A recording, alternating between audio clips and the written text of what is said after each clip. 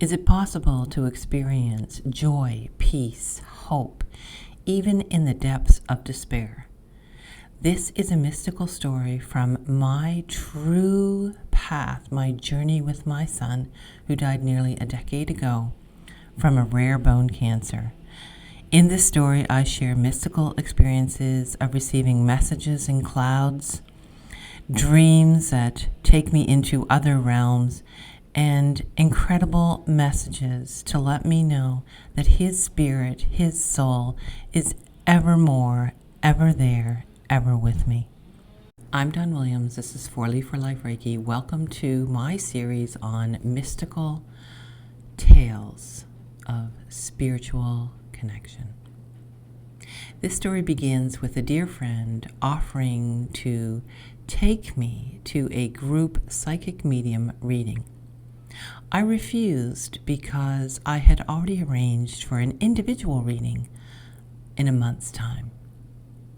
As she was leaving my house, she stepped on my doorstep and saw some amazing clouds in the sky, took a few photos, and upon looking at them later at home, sent them to me. And what I found was quite astonishing. Something about it drew my attention. For some reason, I became fixated on these photographs. I had a feeling there was an important message hidden inside. I ran them through filters to sharpen and enhance details, and examined them time and again, but whatever it was eluded me for the moment. I didn't know what I was looking for, but it felt puzzling and incomplete. I felt like the universe was trying to convey some secret message to me, but I wasn't able to understand the language being used. It was frustrating and compelling all at the same time. During this time, dream sequences seemed to be trying to communicate a message to me as well. A few days after our visit, I woke at exactly 2:22. My body was vibrating with the intensity of my dreams, which to my growing frustration faded immediately upon waking. It was like a strange déjà vu. The next night I woke up at exactly 3:33. My dreams were trying to communicate a very important message. I just knew it. But frustratingly, they slipped quietly away upon waking. I was so confused. In curiosity, I Googled symbolism of 222. It had to do with balance, manifesting miracles, and new, auspicious, and timely opportunities. The number 333 resonated with the Ascended Masters, great spiritual teachers who once walked upon the earth, as well as various religious deities such as Jesus, the Virgin Mary, and Saint Germain. It represented expansion, growth, and abundance on all levels. It embodied the nature of divinity. What the actual heck? What was going on here? The next afternoon, I received a message from my friend. She was at the psychic medium event that evening and had been inspired with an unusual idea. I painted my toenails blue as a sign for Noah Dawn. If he wants to come forward at the event, I've asked him to reference blue toenails. It'll be my cue to know it's him. Think of a few questions you might like him to answer. What do you think? I love it. Now, what would I ask? What would I ask? My biggest fears floated in like sharks circling fresh kill. Was this just a stupid fantasy? Had I finally lost touch with reality? But still, my heart pleaded, give it a try. Retreating to the privacy of my bedroom, I breathed in and out to quiet my doubts as a sense of knowing descended upon me. Silently, I asked Noah to say the words, "I'm coming home," if we would all be together one day for certain. I was terrified I would never see him again. "Please, Noah, tell my friend the message, I'm coming home." I thought about a second question. "Can you stay with me?" You see, I was still so frightened this tenuous connection between Noah and myself and spirit would disappear, that he would leave me, just like he had left on the physical plane. I was just beginning to believe in this spiritual connection, and the thought of losing that too someday terrified me. I couldn't lose him again. I couldn't bear it. I sat silently as I asked those two questions over and over until somewhere in the far recesses of my mind, I heard Noah's voice. "Nah." What? But I knew exactly what it meant. With a sinking heart, I knew Noah was telling me that he wasn't going to show up at the psychic medium event my friend was attending. The disappointment was crushing. I wasn't surprised in the least when she texted later that night to say that Noah was a no-show. But he redeemed himself in the most unforeseen way. I was still obsessed with those cloud pictures. I zoomed into an illuminated area by the sun's light. It looked like the beak of a long-necked bird.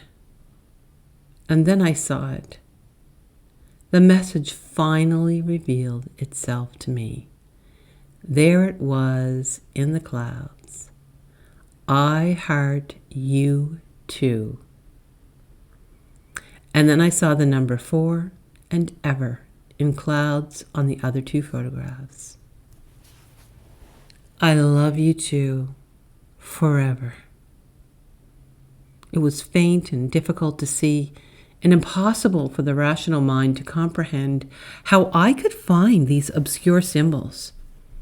I was sure that Noah had chosen this way to communicate with me through clouds and trees, and I was determined to leave no stone unturned to find them all.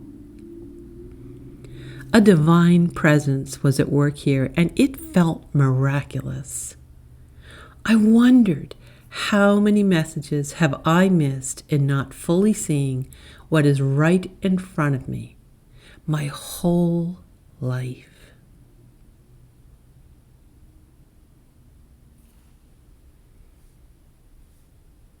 I was floating in the dream. Particles in space forming and coalescing in pulsating waves. Noah's voice echoed in what used to be my head when I was in 3D reality. Here, it felt like a movement, a wave of coherence, one that I understood without effort. Dragonfly is very special. It symbolizes infinity. The rest of the message was conveyed as a surge of the most incredible, divine love and happiness, purity, connection. It was as if the secrets of the universe were revealed, and I understood. This experience was like nothing I had ever experienced before in its celestial nature. I felt I was being gifted a revelation of some kind. A flood of pure love flowed through me, washing away all my burdens. I had a feeling of coming home. It was infinite truth, clarity, and the purity of knowing this is who I was and where I belonged. And then I woke up. that razor-sharp clarity of the message washed away. Although I couldn't remember the details of what was said after I woke, the feeling lingered for quite some time. I knew it meant that visits from Dragonfly were very special indeed. This was one of the other symbols and synchronicities that Noah had sent our way. It left me breathless in the profoundness and something more. As I lay there with rivulets of joy staining my cheeks, I distinctly heard Noah's voice say, "Yes." Once again, I was overwhelmed with waves of emotion when a flash of clarity illuminated to me that this was his answer to my second question, the one where I had asked Noah, "Can you stay with me?" Yes. The most enchanted sound I have ever heard.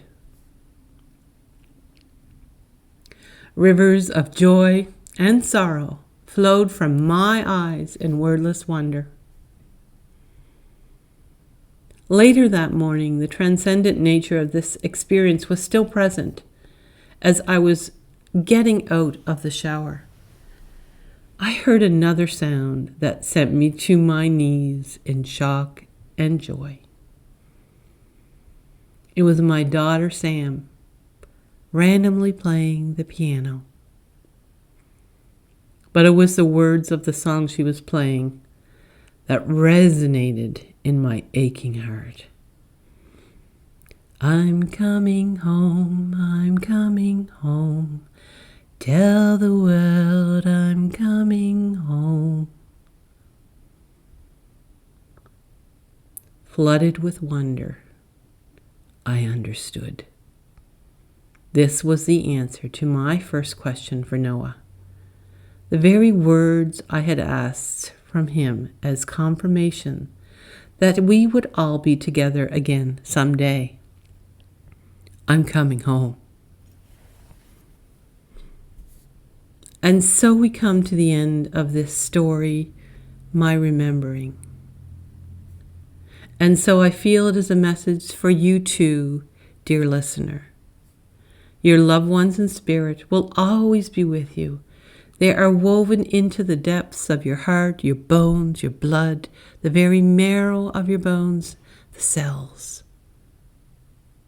May you hear and know their sweet song of remembering.